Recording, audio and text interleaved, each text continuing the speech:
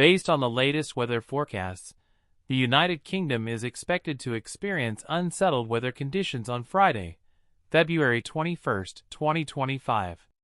A transition from the recent dry and cold spell to milder, wetter, and windier conditions is anticipated.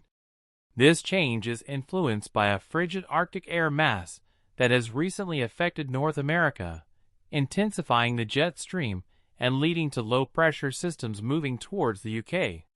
Regional forecasts. London, cloudy with light rain expected. Temperatures ranging from 10 degrees Celsius to 13 degrees Celsius. Edinburgh, rainy conditions with temperatures between 6 degrees Celsius and 14 degrees Celsius. Cardiff, periods of rain with temperatures ranging from 7 degrees Celsius to 12 degrees Celsius. Belfast, mostly cloudy with intermittent rain. Temperatures between 6 degrees Celsius and 13 degrees Celsius. Weather warnings. The Met Office has issued yellow warnings for wind and rain in parts of Wales, Scotland, and Northern Ireland. Gusts may reach up to 70 miles per hour in coastal areas, with potential